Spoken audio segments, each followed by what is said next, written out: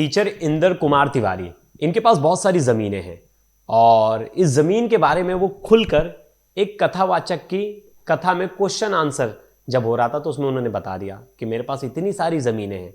18 एकड़ जमीन भी है। अकेला हूँ घर में। 18 एकड़ जमीन है। हाँ, 18 एकड़ जमीन है महाराज जी, यही परिवार में। लेकिन आप सोचिए उन्होंने क्यों बताया। ये कथा थी अनिरुद्धाचार्य की, जो कि बड़े वायरल होते हैं, उनकी क्लिप्स बड़ी वायरल होती है। तो उसी कथा में उन्होंने कह दिया कि मेरे पास कई एकड़ ज़मीन है और उन ज़मीनों का क्या फ़ायदा, मेरी शादी नहीं हो रही। अब इंदर कुमार तिवारी की ये बात कहीं ना कहीं सोशल मीडिया पे बहुत ज़्यादा वायरल हो गई। हर कोई इस वीडियो को शेयर करने लगा कि देखो इतनी सारी ज़मीनें फिर भी इसे एक लड़की नहीं मिल रही और ना इनकी शादी हो पा रही, इनके माता पिता भी नहीं है और ये जबलपुर में अकेले रहते थे। और आपके 18 एकड़ जमीन है। आपकी 18 एकड़ जमीन है तो क्या लड़की वाले नहीं देख पा रहे हैं कि आपके 18 एकड़ जमीन है? ये सब लोग देख रहे हैं, मैं तो किसानी ही कर रहा हूँ, उसमें फिर भी शादी नहीं हो रही है। नहीं हो रही। अब ये चीज़ जब वायरल होने लगी तो कहीं ना कहीं एक कोने में दो शख्स थे, खुशी और कौशल। खुशी तो उसका ओरिजिनल नाम नहीं है, ओरिजिनल नाम है शाहिया बानो। और ये दोनों प्लानिंग करते हैं इंदर कुमार तिवारी को फंसाने का और फंसाकर उससे शादी करने का और उसको लूट लेने का। सिर्फ लूटने की प्लानिंग होती तो समझ में भी आती कि चलो चोरी की प्लानिंग से उसे फंसा रहे, लेकिन इनका प्लान था उसे मर्डर करना और उसे जान से मार भी दिया।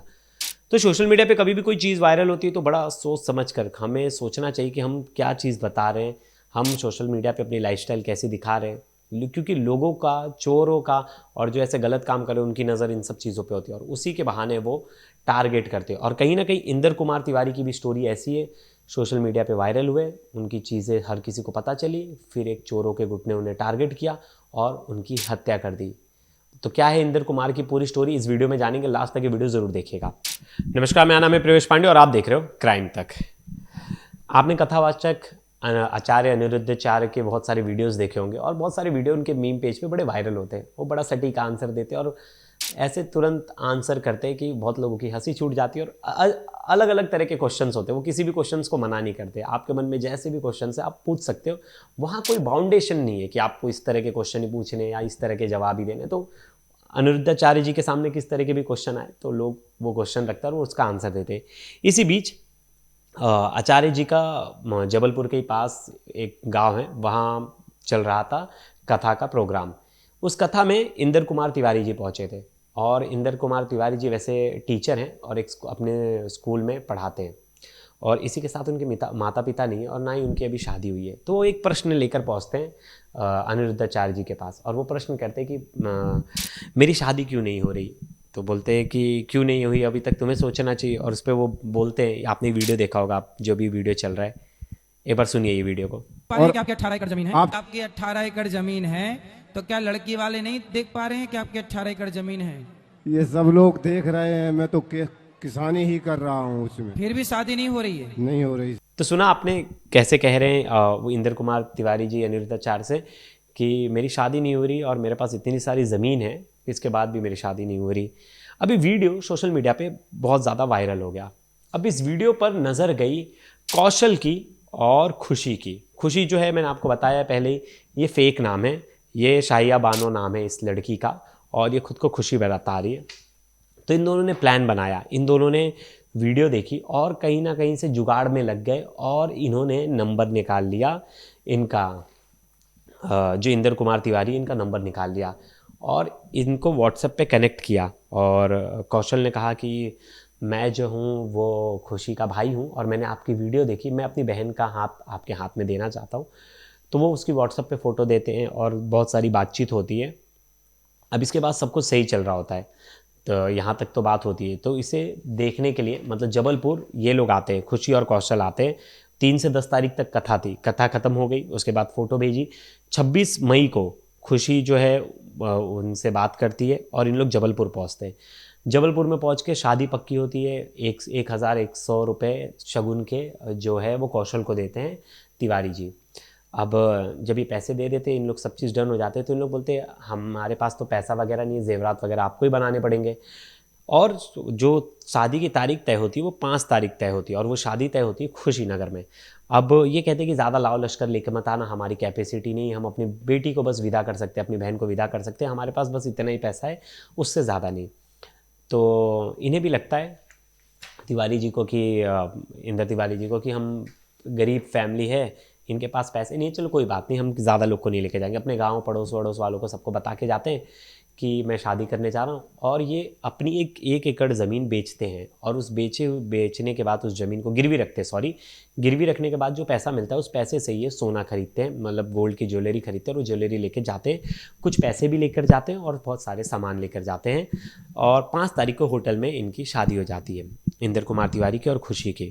अब इंदर कुमार बोलते हैं इन्हें 6 तारीख को कि चलो वापस चलना है, लेकिन वो बहाना करने लगती, नहीं ऐसा नहीं, अभी नहीं जा सकते, हमारे यहाँ कुछ रीति रिवाज है। इंदर कुमार को धीरे धीरे कहीं ना कहीं शक होता है, क्योंकि वो शादी के बाद भी उनके साथ उनके कमरे में नहीं रुकती, तो उन्हें कहीं ना कहीं शक होता है, जिसके बाद वो प्लान करते कि अब मुझे जाना चाहिए, कुछ सही नहीं लग रहा। लेकिन तब तक खुशी और कौशल का दिमाग चलता है, वो सोचते कि इसे कुछ शक हो गया है, अब इसे हम मौत के घाट उतार देते हैं। इसे ये बहाना करके, जो 6 जून को इन लोग बहाना करते हैं कि चलो हम अपना गांव वाला घर दिखाते हैं, वहाँ चलते हैं, और इनको गांव वाला घर दिखाने लेके जाते हैं और वहाँ जाकर इनकी हत्या कर देते हैं। खुशी और कौशल दोनों उनको जान से मार देते हैं। मारने के बाद बॉडी को फेंक देते हैं और उन्हें लगता है बॉडी सड़ जाएगी, किसी को पता नहीं चलेगा। लेकिन इस बीच 5 तारीख को जो शादी हुई थी होटल में, उसकी फ़ोटो क्लिक्स हुई थी। वो फ़ोटो जो है वो इंदर कुमार तिवारी अपने पड़ोसियों को और अपने रिलेटिव्स को भेज देते कि मेरी शादी हो गई है। लेकिन इन्होंने घर पे कहा था कि 6 तारीख को मैं लौट आऊँगा, और 6 तारीख से इनका मोबाइल फ़ोन बंद हो जाता है। इनके जो पड़ोसी होते हैं और जो इनके रिलेटिव्स होते हैं, ये थोड़ा चिंता करने लगते हैं कि आखिर चले कहाँ गए इंदर कुमार तिवारी। अब इस पर ये परेशान हो जाते हैं। फिर इन लोग 8 तारीख को जाते और जबलपुर में ही वहाँ पुलिस में कंप्लेंट कराते, एफआईआर दर्ज कराते गुमशुदगी की रिपोर्ट दर्ज कराते। तो ये गांव वाले लोग जो हैं वो बताते हैं कि खुशीनगर गए थे और वहाँ से ये लौटे नहीं, और गांव वाले वो फ़ोटो दे देते हैं जो लड़की थी उसकी और इनका मोबाइल सर्विलांस और ये सब करते रहते। तब तक कुशीनगर पुलिस को कांटेक्ट किया जाता है, उन्हें बताया जाता है कि ऐसी ऐसी चीज़ें हैं, हमारे यहाँ से एक जो शख्स है वहाँ गया था शादी के लिए, वहाँ से गायब हो गया। कुछ दिन बाद ही 8 तारीख के बाद उनको जो है शव मिलता है। 27 जून को, 2 जून को शादी होती है, 27 जून को डेड बॉडी मिलती है। जब डेड बॉडी मिलती है, डेड बॉडी की शिनाख्त की जाती है, तो पता चलता है इंदर कुमार तिवारी जी। उसकी खबर तुरंत जबलपुर पुलिस को दी जाती है। जबलपुर पुलिस शिनाख्त करती है बॉडी की, और वहाँ खुशीनगर पुलिस भी करती है। तो पता चलता है कि आसपास कुछ भी नहीं था, ना मोबाइल फ़ोन्स, ना उनके पास जो जेवरात थे, ना उनके पैसे, कुछ भी नहीं थे। मतलब उनके साथ लूट हुई थी, और लूट का पहला शक उनकी पत्नी पे जा रहा था। खुशीनगर पुलिस और जबलपुर पुलिस इसमें फिर जॉइंट ऑपरेशन करती है और लड़की का पता निकालती है और उसे ढूंढ कर निकालती है, खुशी को अरेस्ट कर लेती है। कौशल जो कि फ़रार चलता है, और खुशी को पकड़ने के बाद पुलिस उससे पूछताछ करती है। तो वो पहले तो कहती है कि वो तो घर निकल गए, उन्होंने कहा उन्हें किसी काम से जाना है, उसके बाद मुझे नहीं पता, उनका नंबर बंद आ रहा। तो पुलिस ने कहा तुमने कंप्लेंट क्यों नहीं की। यहाँ वहाँ की पहले खुशी ने बहुत बात की, लेकिन बाद में उसने सच उगल दिया। उसने कहा कि हमने पैसे के लालच में इन्हें मार दिया, और जिसके बाद हमने हत्या करके इनकी बॉडी फेंक दी थी। हमें लगा था कि इनका बॉडी सड़ जाएगी, कोई पहचान नहीं पाएगा, और इनके आगे पीछे कोई पूछने वाला नहीं है, तो हम लोग बच जाएंगे और हम लोग कहीं दूसरी जगह जाके रहेंगे आराम से, और इस पैसे से मौज करेंगे। लेकिन इन्हें लगा था ये सब चीज़ें इतनी ईजी है, लेकिन उतनी ईजी थी नहीं। और कहीं ना कहीं ये ना खुद इंदर कुमार तिवारी जी ने भी सोचा होगा कि वो ऐसे जाल में फंस जाएंगे, क्योंकि अपने पैसों का खुलकर ऐसा बगान कभी नहीं करना चाहिए। मैंने एक चीज़ नोटिस की, हमेशा जो क्राइम होता है, कुछ लोग सोशल मीडिया पे इसलिए बैठे होते हैं कि ये पैसे वाला इसे टारगेट करो, ये पैसे वाला इसे टारगेट करो, और क्रिमिनल्स के टारगेट ही वैसे होते हैं। हनी ट्रैप के केस कैसे होते हैं? हनी ट्रैप के केस भी ऐसे होते हैं, लड़कियां बैठी हैं, टारगेट करती कि कौन पैसे वाला है, कौन सही लड़का है, किसके पास पैसा ज़्यादा है, किसके पीछे फैमिली नहीं है, कौन परेशान चल रहा है। वो प्रोफाइलिंग करती हैं, बात करती हैं, जानबूझ के वैसे लोगों को ढूंढा जाता है जिनके आगे पीछे कोई नहीं है। और यही सेम चीज़ थी जो इंदर कुमार है इनके साथ भी। और ये स्टोरी बहुत सारी चीज़ें हमें सिखाती हैं। और देखिए, इसमें तो वैसे भी अनिरुद्धाचार्य जी तो बहुत फेमस है, उनके यहाँ बहुत सारी चीज़ें वायरल होती है, इसलिए अपनी पर्सनल चीज़ें बड़ी सोच समझकर सोशल मीडिया पर डलवानी चाहिए, बोलनी चाहिए। और बहुत ही छोटी सी गलती भी आपको बहुत बड़ा नुकसान दे जाएगी। तो इंदर कुमार तिवारी ने कभी नहीं सोचा होगा कि उनके साथ कुछ ऐसा होने वाला है, लेकिन देखिए कितनी बड़ी होनी हो गई, और उन्हें भी नहीं पता था उनकी मौत हो जाएगी। उनके रिलेटिव्स वगैरह सब सन हैं, सब परेशान हैं, और सबको पहले विश्वास नहीं हुआ था। हर कोई ये सोच रहा था कि इतने एजेड आदमी के साथ इतनी यंग लड़की की शादी कैसे हो सकती है। इस बात को लेकर गांव वाले भी परेशान थे, लेकिन सब लोग सोचे चलो उसकी खुशी में अपनी खुशी है, तो किसी ने डाउट नहीं किया, और उसी का नतीजा यह था कि उनका मर्डर हो गया। तो दोस्तों, ये स्टोरी कैसी लगी आपको ज़रूर बताइएगा, और इससे आपको क्या सीख मिली, और इस पर आप क्या अपनी राय रखते हैं ज़रूर कमेंट कीजिएगा। तब तक के लिए धन्यवाद।